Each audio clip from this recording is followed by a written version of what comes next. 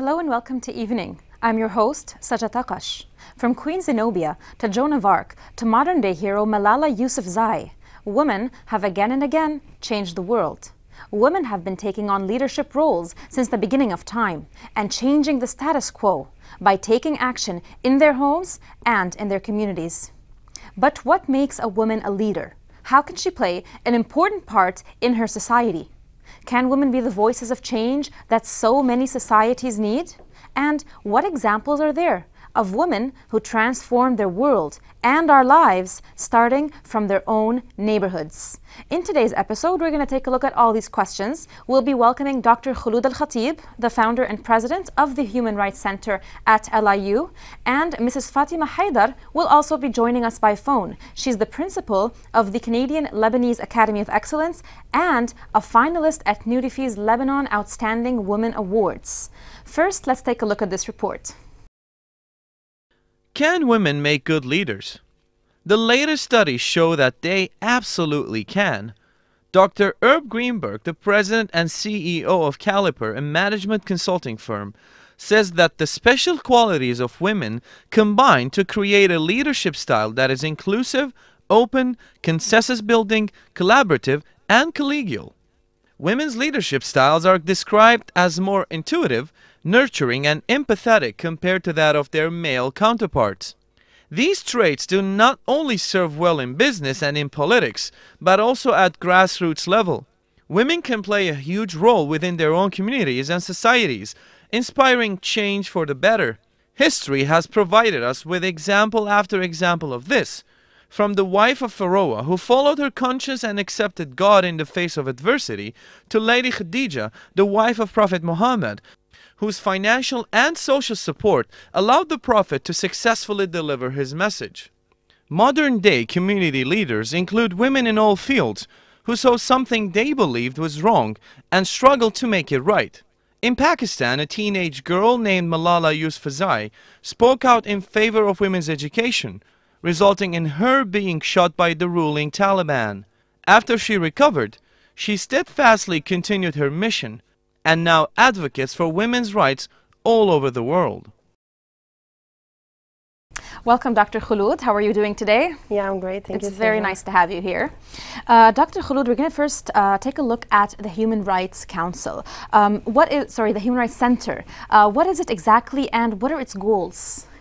The Human Rights Center actually was established at the Lebanese International University 2 years before, with a mission to raise awareness for the students about their basic rights and human rights, and to really get mobilized with them for their sustainable development in the society. So it started by melding really all the students from different majors in order to work for common goals, work on training programs for the short run and for research and for the long run. Do you have any emphasis on women's rights, on women's issues within the HRC? Sure. Gender equity is one of the most important agenda of our rights. Students have really worked on an academic real project, and they will start mobilizing and taking a lot of trainings about their role as women, about their as leaders also in a society, and in addition for the gender equity to recognize in laws whether we have discrimination, what are the lacking issues for women in the Lebanese laws and constitutions. Very nice. I want to ask you a little bit about the short term, what you hope to achieve through the Human Rights Center, and about the long term as well. Actually, Sajja, in the short run, we're really working about common goals of human rights. So we're taking an issue and then we're mobilizing the students and training them on the noble issue of these rights, and making every one of the students with his or her skills adding to this project. So we're melding with the marketing and the radio and TV major and the management and the graphic design on these common projects to get up with a collaborative learning all together. And for the short run, of course, we're aiming to have a research center for really issuing studies and academic notes and articles about human rights. Very nice. How about the long term? What do you think the impact of the Human Rights Center is going to be on Lebanese society? First of all, you can see the impact in the eyes of the students when you see them, the spirit in them just shining up, and they live it in soul and mind and body. It really having impact on their language, on their kind of mobilization in life, And on the impact of the society, because let us see the society now, let us see the society 50 years before. Of course, we see the change. Yes. And this change didn't come from nothing. It came from a background, from real motivations of the people and the personnel who really work on these issues in the society. What do you believe are the most powerful agents that brought about this change? People are the really agents who really work for this. And of course, because everyone is in need to improve something in a society. Yes. So let's look at the society and look at the needs that we need in society, and then we start what does society needs. Actually, we need a lot of evolutions at the level of the human rights. Of course we do. Can I ask you about the inspiration behind the Human Rights Center? What inspired you to start it? Actually, it started with an idea, and the idea turns to be a vision. And the vision turns to be a dream, and the dream comes true with all the efforts of my peer colleagues, which I say a great high for them in the university. And then when we touch the spirit of the students, because we do believe that these academic institutions are not only to teach books. Yes. It is only to build up, and they train the individuals to be a real builders in the society. Very nice. Dr. Khouloud, can you tell us how the HRC has grown throughout the years? Like, where were you 2 years ago, and where are you right now? 2 years ago, we started by launching, by having, first of all, creating an awareness with the students. Yes. And then a second stage, building partnership with a lot of NGOs who are really specialized in this field. And phase 3 was melding up all the students together from heterogeneous backgrounds to end up with a common project, as I told you before. Yes. We did a great event at UNESCO when they were defending for the prisoners' rights in Lebanon. So the students of theater were acting a performance act about what's the real status quo of prisons in Lebanon. And the students of music were building up and composing lyrics. Students of human rights were doing the academic research. The students of radio and TV were doing the short movie. Students of, let me not forget, the graphic designers were do the layout of the whole project. Very nice. And all of those together with the marketing team and with the ushers team and everybody was really building up for this conference, which was really great. So it seems like you really brought together everybody from all different domains, from all different majors, and like you said, mobilized them to achieve just one certain goal, the one goal that they had in mind. Sure, because everyone will feel, because I did that, I added value to this project from my background. That's why they are motivated. Yes. What effect do you think that being in the Human Rights Center, working through the Human Rights Center, like you said, taking ownership of what you did in the Human Rights Center, what effect does that have on the students who joined the HRC?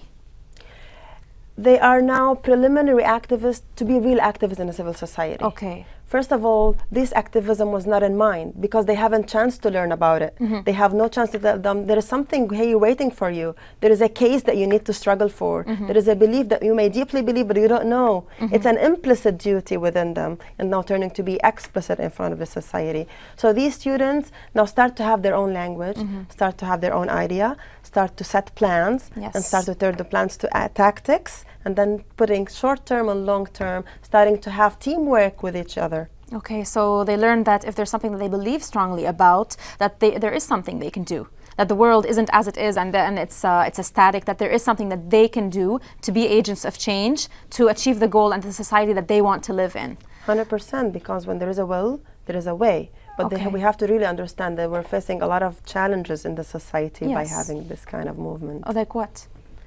Challenges? If you see in Lebanon, look at the sectarian bases we have. Of course. Look at the diversity in Lebanon, which was a really attractive for the whole world. Look what's happening nowadays in the society. Look how much diversification we have.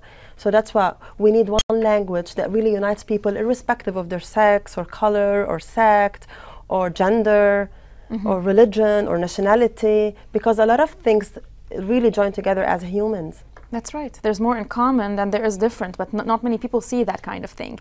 Sure. Dr. Khouloud, were you ever surprised by a result of the Human Rights Center? Actually, surprise is not the word that I'm going to use in this occasion, Okay. because when you get surprised, it means you didn't have this expectation. It comes out of your expectation. No, I really was putting a high expectation and was relying on the effort of these students when I really saw them how they were hardly working and hardly encouraged to work for this issue. Yes. They met the expectation. Yes. We need more. Yes. We need to exercise more efforts. Yes. We need to have more roles, of course. And that's what we are building up. Very nice. We're going to move from the HRC, from the activism that you saw, and from the energy of the students that you said you experienced. You saw how they turned into passive actors, into very much active members of their society. Let's go and look at women in Lebanon. What role do you see for women in their communities? Do they have a role? Sajra, when I say women, I cannot see one role. I can envision plenty of roles. Yes. I can see women as a free, independent person. Yeah, of course. I can see women as a mother nurturing her kids. Yes. I can see women as an educator. I can see women as an activist in the civil society, advocating, campaigning, lobbying, defending for a belief. I can see women holding a lot of managerial positions. I can see women as a member in political party, a member in a parliament, a president of Lebanon.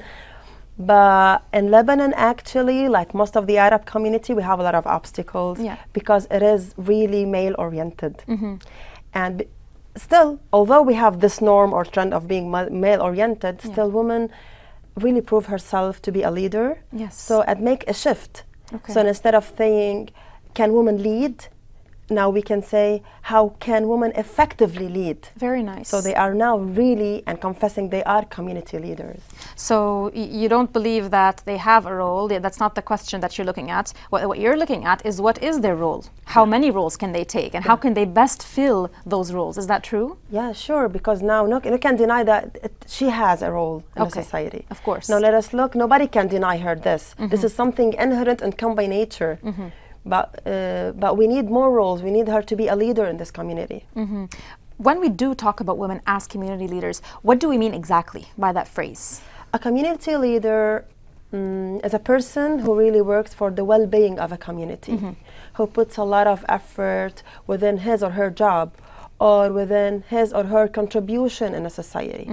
But I must see, can women be this community leader? If we want to make comparison between the Western and the American societies and the Arab world, let us look deeply into what obstacles we have in the Arab communities. Women, indeed, nowadays, they are leaders. They are capable to lead. They have full interpersonal skills. But it's facing a lot of challenges due to society's attitudes. Because we do have a stereotype, gender discrimination. And we do have something we call glass ceiling, a special position where women cannot skip over. Because of this, we do not accept societies as being homogeneous. We want women to be community leaders. We want the society to accept the diverse strategies that women can add for this society. What do you think we can do to allow society to accept this diverse role? We can do a lot. Everyone from his or her own position, and the feminist movement should not only be women. It should be men also supporting, because women does really need to be equipped by men, not only be threatened by a gender masculine society. So it's a partnership. Men and women should work together for women's rights. It's not man against woman in any way. For sure. If you want to foresee or look at a society as an ideal, you see partnership. The same as marriage. What is marriage? It's a partnership between a male and female, a wife and husband. We're no dominant role and no inferior roles. Of course. Doctor, do you have any examples from history that we can take a look at of women who truly changed their communities? Actually, I don't want to go into names because they are countless. Because if we do really look at the feminist movement through all the world, we see a lot of people and a lot of women do a homogeneous, a radical change in their society. Starting from Zenobia, as you've said in the report, to Queen Cleopatra, to Queen Elisar. They were really leaders in their society and really have strategic actions, strategic plans. But let us look at the community, recent community, or let us say 50 years before, when the feminist movement starts. Women, they had no right to vote. They had no right to work. They had no right to be visible in the society. Okay. There were something called anonymous women lying over there. The feminist movement started. They struggled for something, and now we give them the full credits for them. Very nice. Because if we are working nowadays, because of them. Okay. If we have a chance now to participate in public society and public affairs, because of them. But the movements of women vary from community to community. Yep. Because it's based on needs. If we are struggling now to have a right for women to grant nationality for her kids, this is something very simple, for example, in other societies.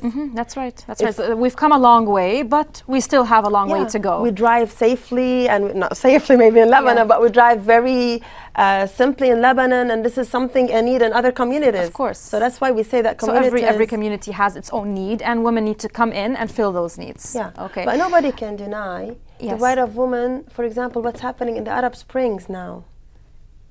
Don't you think with me, Sarah? Yeah, the Arab Spring, we're going to be taking a look at the Arab Spring actually, right after this break. Dr. Khouloud El-Khatib, the head of the Human Rights Center in LIU, we're going to be taking a very small break.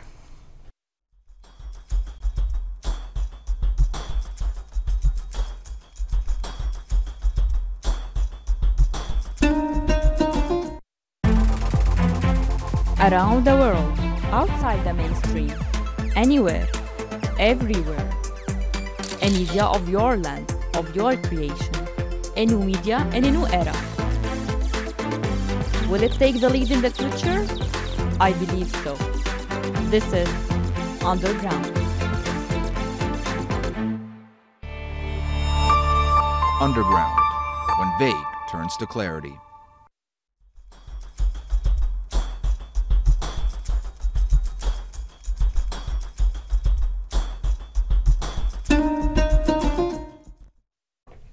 Welcome back. Dr. Khouloud El-Khatib, we were just speaking about the Arab Spring and the effect that it's had on women's rights in every country. Can you elaborate more about that? Yeah, let me tell you, what was the basic need for the Arab Springs? It was people calling for more democracy, for more security, for more establishment for their human rights, and these are common needs for all people, regardless of their color or gender or nationality. Because let us see, when people they went to streets and they struggled for these rights, woman was there. The woman was there struggling for women. She was man with man in the streets and calling for these rights. And at that moment, the man view her as a partner, or not only the man, in everybody. There was a real partnership at that point. At that point, it was really there. But the problematic issue, let me tell you, if we do look about the transitory constitutions which are now set, the case of women is not there. Yes, it went in a whole different direction. They want a woman to be a defender, but they don't want the cases of women to be there. Okay. Why don't we see, as was done in the Tunisian constitutions nowadays, which is the first constitutions in the Arab communities stating equality between men and women on gender basis. Basically putting equality in the constitution. That's it. That's what we need. That's what we are struggling for. Of course. Doctor, what tools do, let's say, powerful women who are leaders in their communities, what tools do they use to become a leader and to change their communities? The tools are many. And let me start by, the woman has to have self-confidence in herself. This is the first tool that she needs. Because if she does really believe that I can make it, she can make it. She can. She needs a vision to know what does she want. And she needs to be equipped with her skills. That's why we need a lot of trainings towards women. We need an awareness raising for women about her role. What can she make? What can she play in the society? What role can she play? We need an awareness about human rights for her. What are her rights? How can she live in dignity in the society? How can she train herself to be more skilled? And she needs 3, networking, because she needs to collaborate with others. She needs to exchange ideas. They need to exchange experiences, and that something gives a plus for her. Doctor, how are women especially equipped to be leaders? How are they? What does a woman have as a female that makes her actually an excellent leader? First of all, she has her feminism. Yes. If she knows how to draw it in a very activist way, Yeah. keeping her feminism, and let this feminism be her weapon. This is Yeah. number one. She can really be strong when she knows herself and when she knows what does she want, and when she really works on a systematic plan and really tactics that Yes. know what does she want to achieve. When she passes through a lot of trainings to increase her interpersonal skills, to make her more into society, to make her more into open to public, that really equips her. Do you believe that women do have better interpersonal skills than men, or is that a generalization? I think that could be a generalization because there is no definite stereotype characteristic that we say this is for men and this is for women. Who can say that men are more decisive than women? Okay. Or men are stronger than women? Okay, we are going to look at something. There's a new study by Caliper. It's a Princeton-based management consulting firm. It says actually that women leaders, they took a look at CEOs, at business leaders, at community leaders. They said that they are more assertive and persuasive. They have a stronger need to get things done, and they're more willing to take risks than male leaders. They also found that women leaders were more empathetic, they were more flexible, and in the interpersonal skills domain, they were a bit stronger than their male counterparts. Do you have anything you can say about this? Anything you can comment about this? I agree with you that these adjectives are really there. Women are strong, women are empathetic, women are flexible. Persuasive maybe also. Persuasive also at the same time. But let me ask you a question. Yes. Why should we compare man to woman? Why should we say that if man has these characteristics, the woman should or should not have? Okay. Let us look at a woman when she's nurturing her kids. Yes. Isn't she a leader? She is. Isn't she building a generation? She's playing her leadership even not behind the desks and not in jobs. So that's why. But woman tends to be more participatory more. You know, she needs to participate, to engage others, to empower the others. Okay, so there's a more collaboration maybe when the woman is the leader. Yeah. Okay. What do you say to people who strongly believe that women, they can't be community leaders? I can say for them that women nowadays are visible. We do not more accept anymore to be invisible. You have to believe that any society, to look at any society to see if it's developed, if it really respects citizenship, if it's really democratic, if it really lives in dignity, it's because everybody lives in, and everybody has an equal access for all the legal and political issues. So no, we're no anonymous anymore, we're not invisible anymore, we're there. And you will accept us by experience, by history, and by the future who is waiting for us. Yes, there's actually a very well-known quote that Palestine will never be free until its women are. Do you think this encapsulates the idea that you're trying to convey? 100%. Look what Wallace have said. The hand that rocks the cradle is the hand that rules the world. So you're born by your mother raised you up, have put a lot of effort and encouraged you.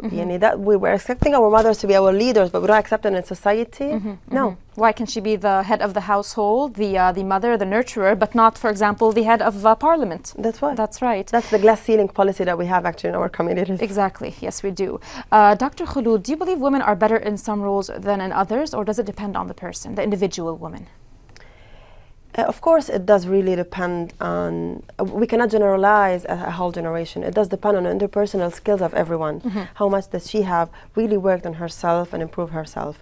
But I guess that sometimes we can say that bona fide qualification issues, sometimes certain jobs, they need women because, and this is not a form of discrimination, by the way, because it really matches their personality. So I think it's a wrong perspective if we say that men and women should be equal in all domains and that we need as the same possibility for women, the same possibility for men. No. We need women to have the access for all the right that suits her personality, that suits her by nature. Okay. So she should have the choice. Yes. Okay. But in the end, that some things may suit her more than other domains. And that's life. But the problem is that, let me tell you, the dual responsibility that we have between men and women. because man thinks that he is there for working outside the job. Outside the home, house. yes. And she's there. She has to have in-house job, and she has to work outside. This is the dual personality where man doesn't take part in, because maybe he thinks that it doesn't suit his nature. Probably. Where on the other hand, everything suits the woman's nature. That's what I'm telling you. That's the extremities that we have over women. Yes. Doctor, there have been recent economic problems all over the world. It's pretty much an international, maybe we could say, recession. How has this affected women? You were talking about women having a job outside of the house and then coming home to have a job inside of the house. How can you comment on that? Well, if you look at the wages and the compensation all over the world, first of all, you have seen that there was a difference between the wage earned by women and the wage earned by men. But because of this feminist movement and because of people who really believe in the gender equity, we started to look at wages on equal wages, even in dissimilar jobs. When they have the same skills, when they have the same seniority, the same experience, the same education, why should they have different salaries? Why do they have different salaries? Because of this gender gap, because of this male-oriented, masculine, superior... Patriarchal societies. That's patriarchal societies, that's it. Okay. But the good advantage is that societies now have noticed that it's very important to recruit the woman and to retain the woman because she's really equipped.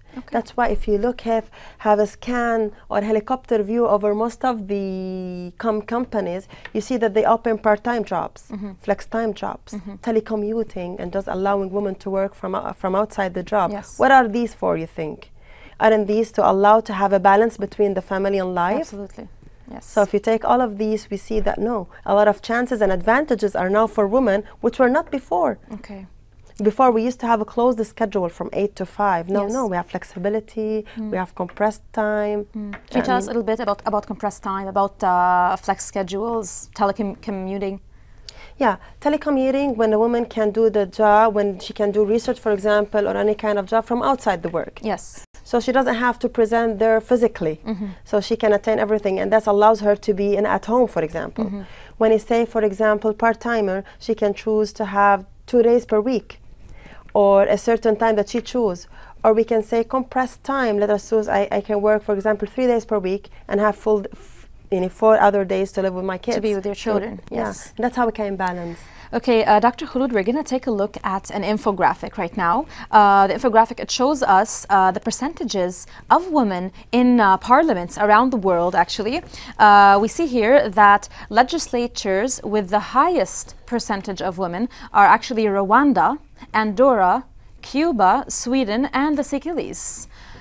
We see also that the legislatures with the lowest numbers are Yemen, Oman, Vanuatu, Egypt, and Papua New Guinea. And very strangely, there are several countries that actually have no women in their legislatures. These countries are Palau, Micronesia, the Solomon Islands, Saudi Arabia, and Qatar. We're going to start first. Do you think these numbers are coincidences? Yes, they really reflect, these numbers really reflect their countries and the citizenship process we have in the country. Okay.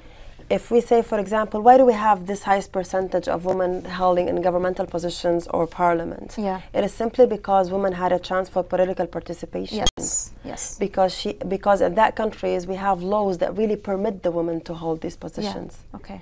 So in other countries we see it's allowed because we have amended some laws and some laws that does need a real motivations to let the woman reach there. When we do have absence, because we don't have laws that permit women to work or to attend, as we have seen in this case, to attend the parliament. Or so you believe that the participation, the active participation of women in their governments is very much linked to the laws that exist in that country? For sure, because if I ask you why do women cannot hold these political positions, because of many reasons and many challenges that we have. Yeah.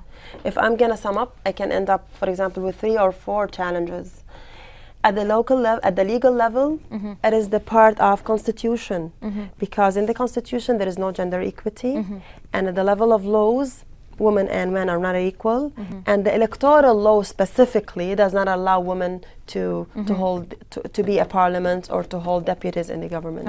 Okay. From social background, excuse me 1 minute, as I have told you, because we do have this inequality, and because of the economic, whether woman is allowed to work or not, all of this creates a spirit of country and gives a criteria if the country is really respecting democracy and citizenship or not. Okay, so the numbers that we just saw, what do they tell us specifically about the societies that they come from? For example, like we said, there are some countries that have no women, absolutely no women in their legislatures, and unfortunately this also includes out of 5 countries, there are 2 Arab countries in this list in the legislatures with the lowest numbers. We also have 3 countries out of 5. What does this tell us about the state of Arabic society? To tell about the status of Arab society, let me look for something very important called CEDAW, which is the Convention of Elimination Against Discrimination, forms of discrimination against women.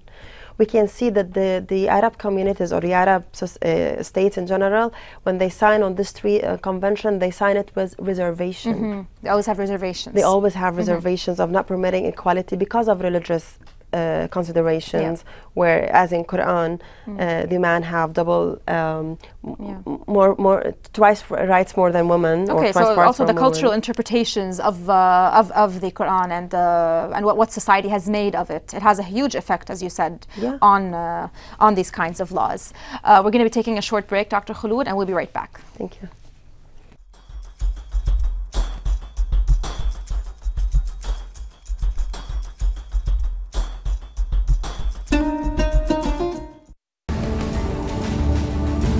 The crisis of capitalism, the European impasse, the energy shortages, the emerging power of Asia, the economic power of the Arab world, the economic debate, informative, revealing, and progressive.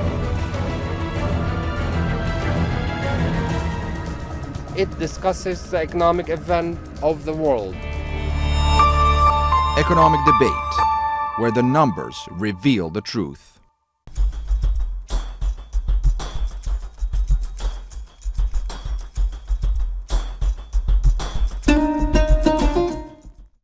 Welcome back. Dr. Khouloud, in almost all societies, there's this idea, this fairy tale that many people tell their daughters about the helpless young woman and how she needs to be saved all the time. What can we do as community leaders to combat these kinds of fairy tales? That's a very touchy question, by the way. I guess when you say fairy tale, I have to recall Cinderella. Yes. When the evil stepmother turned to be that strong woman. Yes. So that, I guess, yeah, we have a wrong stereotype about that women are helpless. Yes. So I guess in this occasion we have to contact Disney. We do have to contact Disney. We do have to contact Disney and try to change the image. No, really, women, by their struggle, by their movements and their activism, and by all the pioneers movement they have done through, they have proved that they are pioneers. Yep.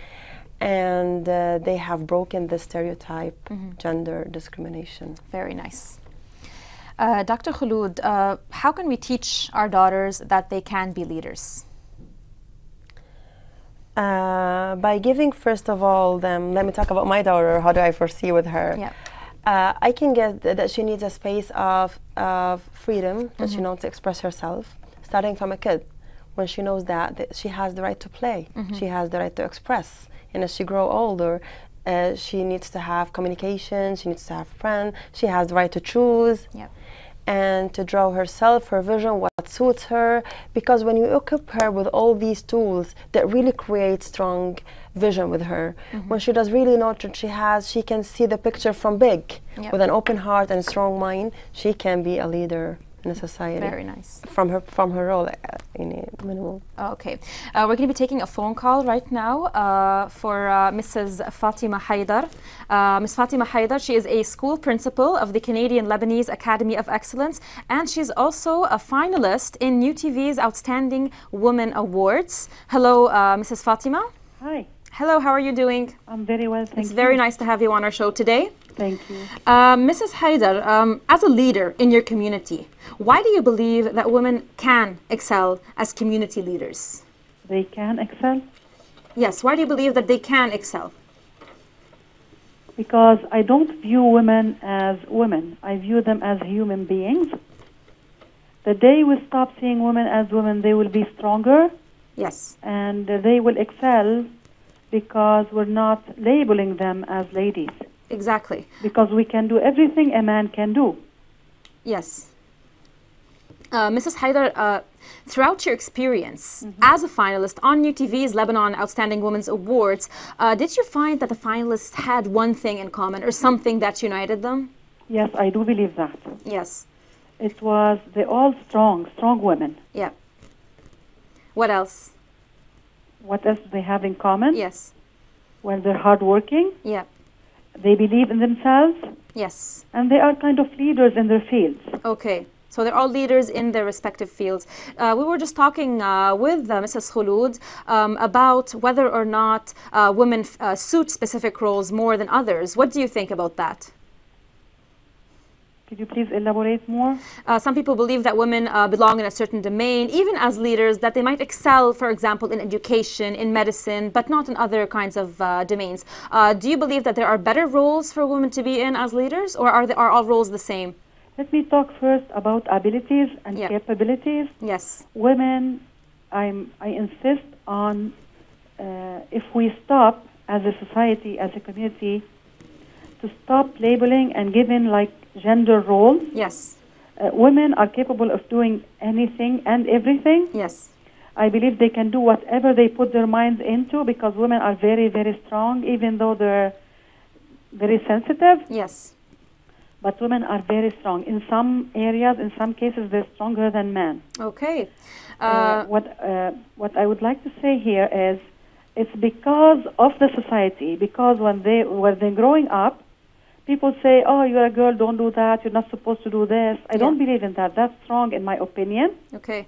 We should not give gender roles, and because when we stop doing that, we're going to end up with women being able to do everything men do. Okay. But I believe that there are certain fields where women, it's best for them to be. Okay. Okay.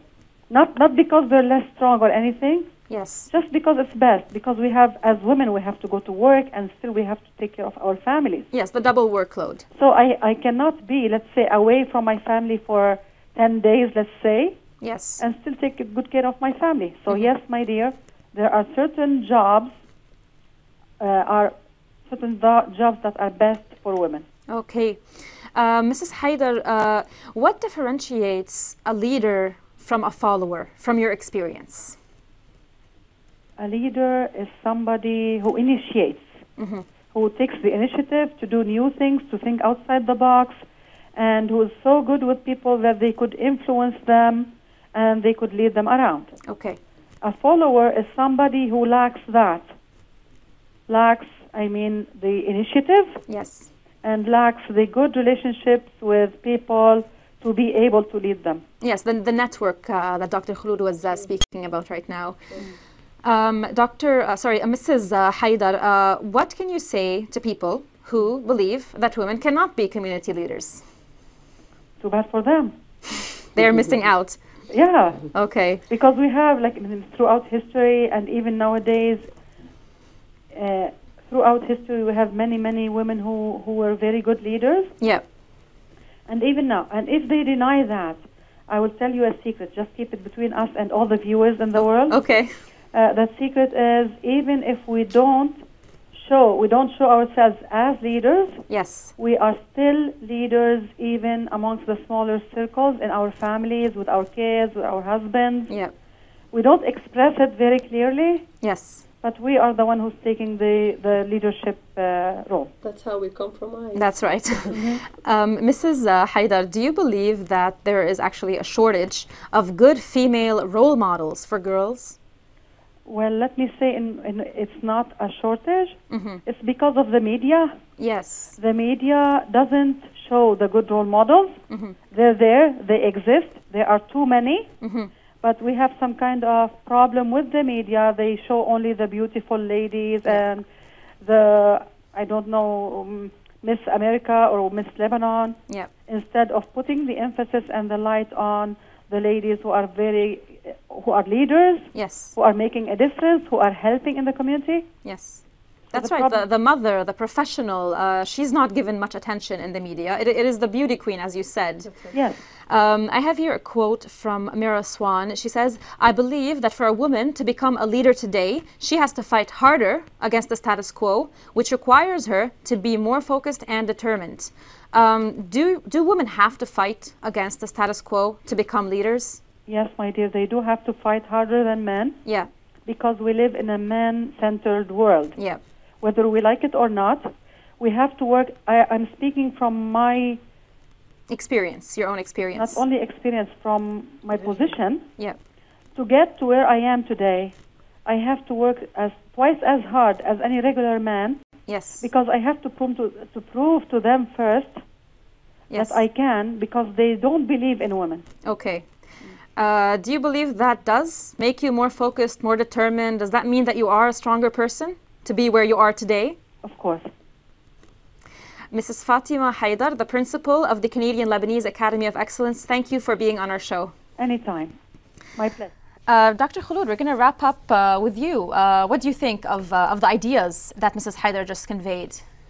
Yeah, she was very systematic and she was very direct to the point. Yeah. And she really shed the light about all the challenges that women face Yeah. from experience, from her vision.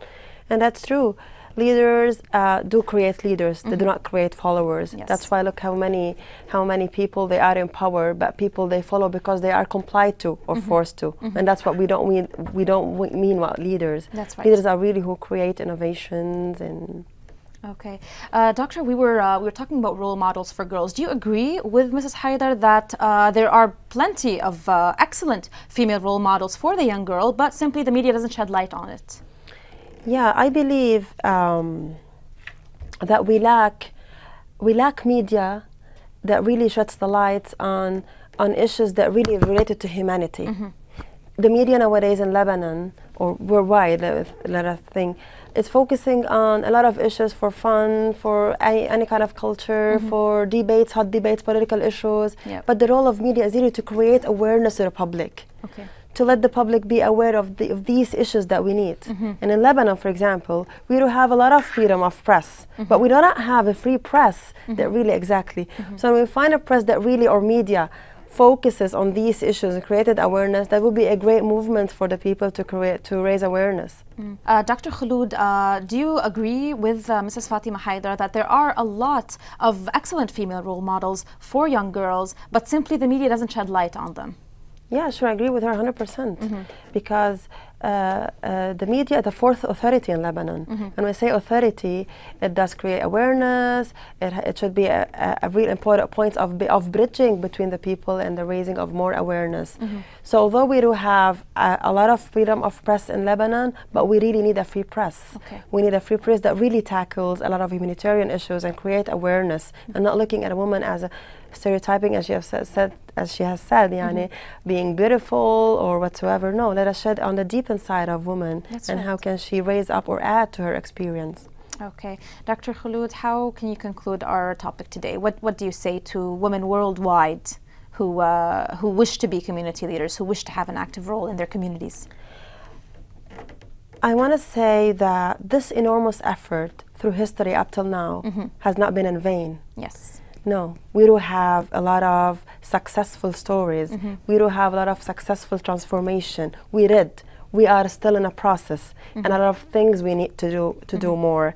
We have to know that there are a lot of challenges, and any cycle of movement or a change does need needs a lot of efforts.